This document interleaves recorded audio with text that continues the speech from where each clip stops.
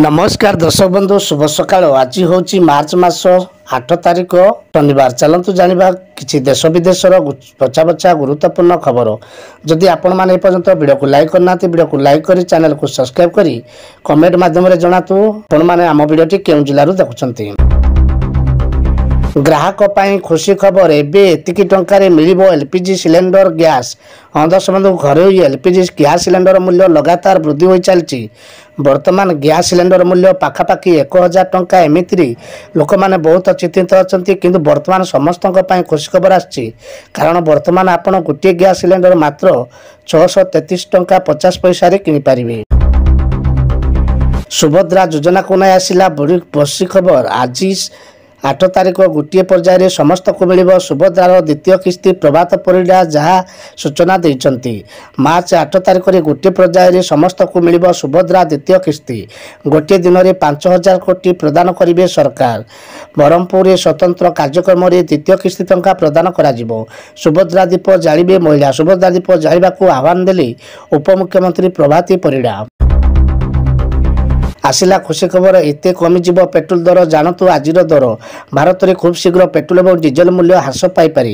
यार एक कारण होची उपसागरीय देश और अमेरिकार भल खबर आछि। प्रकृत में उपसागरीय देशगुड़िक अशोधित तैलर मूल्य लगातार तृतीय दिन पर बैलेर पिछा $70 रही।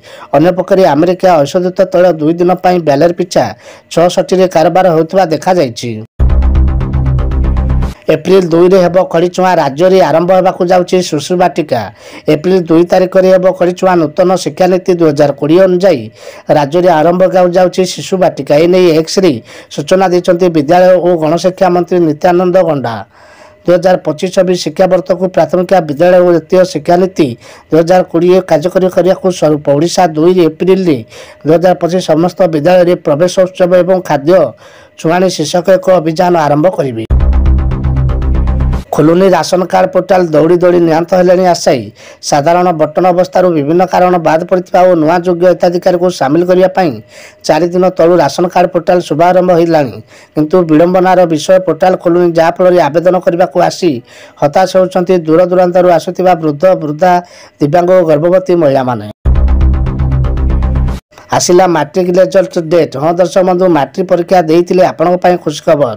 परीक्षा केन्द्र में पूर्व निर्धारित कार्यसूची अनुसार आज शेष परीक्षा देते लक्ष लक्ष छात्र छात्री। आज परीक्षा सरिया पर छात्र छात्री मुंडे बड़ चिंता केबे बाहर परीक्षा फल बा रिजल्ट। तेबे एने परीक्षार सरू बोर्ड पक्षर सूचना जारी कर आसंता मे प्रथम सप्ताह रिजल्ट प्रकार पाइब बोली जहाँ सूचना मिल।